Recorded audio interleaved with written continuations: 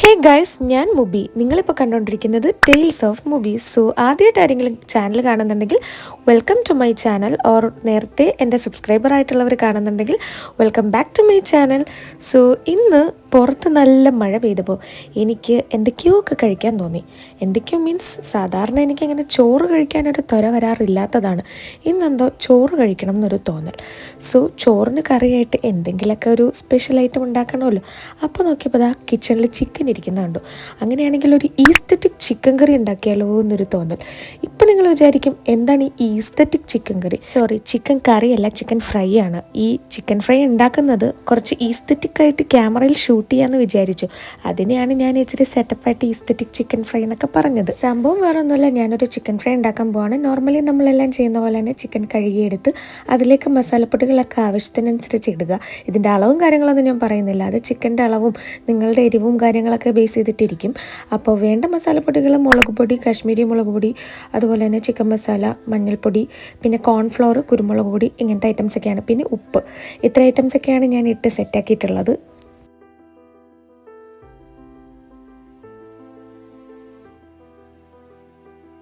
അങ്ങനെ വേണ്ട മസാലകളെല്ലാം ഇട്ട് കഴിഞ്ഞാൽ പിന്നെ നെക്സ്റ്റ് സ്റ്റെപ്പ് മിക്സിംഗ് ആണ്. ഇതെല്ലാം മിക്സ് ചെയ്ത് നല്ല കുഴച്ച് അവല് പരുവാക്കി കുഴച്ച് അങ്ങ് ഇതുപോലെ സെറ്റ് ചെയ്ത് വെക്കുക.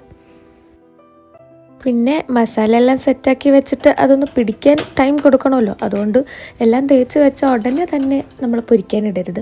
കുറച്ചേരം സെറ്റ് ചെയ്ത് അതിനെ അവിടെ റെസ്റ്റ് ചെയ്യാൻ വെക്കുക. ആ സമയം നിങ്ങൾ വേറെ വല്ല പണിക്കും പോക്കോ. അത് കഴിഞ്ഞ് ഫുഡ് കഴിക്കാൻ നേരം ആകുമ്പോൾ എണ്ണ ചൂടായി വരുമ്പോൾ ദാ ഇതുപോലെ അങ്ങ് ഇട്ട് കൊടുത്ത് ഫ്രൈ ചെയ്തെടുത്താൽ മതി.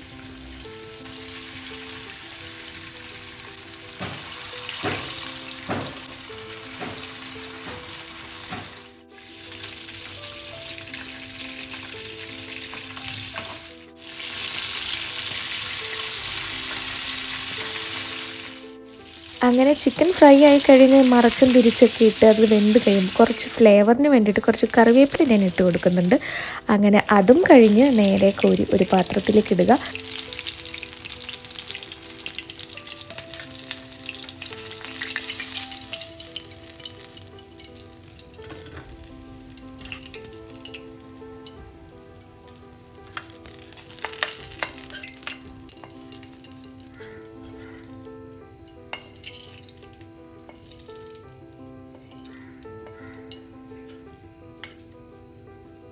ഇത്രേ ഉള്ളൂ, സംഭവം റെഡി. ഇനി കുറച്ച് ഡെക്കറേഷന് വേണ്ടിയിട്ട് കുറച്ച് സവോളയും പിന്നെ എന്തെങ്കിലുമൊക്കെ ഇടുന്നെങ്കിൽ നിങ്ങൾക്ക് ഇടാം. ചിലവർ ഈ നാരങ്ങ നീരൊക്കെ പിഴിഞ്ഞൊക്കെ ഒഴിക്കും. എനിക്ക് അതിനുള്ള ക്ഷമയൊന്നും ഇല്ലായിരുന്നു. പിന്നെ കൂടെ കഴിക്കാനുണ്ടായിരുന്നത് തക്കാളിക്കറിയും അതുപോലെ തന്നെ ക്യാരറ്റ് മെഴുക്കുവരട്ടിയാണ്. ഇന്നത്തെ ലഞ്ച് പ്രിപ്പറേഷൻസ് മൊത്തം എൻ്റെ വകയാണ്, വെറുതെ തള്ളി പൊക്കി പറയുന്നതൊന്നുമല്ല. അങ്ങനെ ഇതായിരുന്നു എൻ്റെ ഇന്നത്തെ ലഞ്ച്. ക്യാരറ്റ് മെഴുക്കുവരട്ടിയും തക്കാളിക്കറിയും നല്ല മൊരിഞ്ഞ ചിക്കൻ ഫ്രൈയും. ആഹാ, എന്ത് ടേസ്റ്റ് ആയിരുന്നു എന്നറിയോ. അതും വിശന്നിരിക്കുമ്പോൾ കഴിക്കണം, നല്ല ചൂട് ചോറോടുകൂടി. നിങ്ങളും ട്രൈ ചെയ്തില്ലെങ്കിൽ എന്തായാലും ട്രൈ ചെയ്യുക. പറയണ കേട്ടാത്തൊന്നും എന്തുകൊണ്ട് വലിയ റെസിപ്പി ബിരിയാണി മന്തിയൊക്കെ പോലെ ഉണ്ടെന്ന്.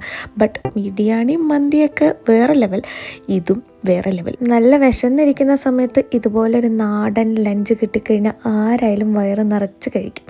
അപ്പോൾ ഇന്നത്തെ വീഡിയോ മെയിൻലി ഇത്രയൊക്കെ ഉള്ളൂ. എല്ലാവർക്കും ഇഷ്ടപ്പെട്ടോ ഇന്നത്തെ ഒരു വീഡിയോയും പ്രസൻറ്റേഷനും കാര്യങ്ങളൊക്കെ? ഇഷ്ടപ്പെട്ടോ ഇല്ല എന്നൊക്കെ എന്തായാലും കമൻറ്റ് ബോക്സിൽ പറയുക. ഇഷ്ടപ്പെട്ടിട്ടുണ്ടെങ്കിൽ എന്തായാലും വീഡിയോ ലൈക്ക് ചെയ്യാനും ചാനൽ സബ്സ്ക്രൈബ് ചെയ്യാനും മറക്കണ്ട. നിങ്ങളുടെ അഭിപ്രായങ്ങൾ എന്ത് തന്നെയായാലും കമൻറ്റ് ബോക്സിൽ പറയുക.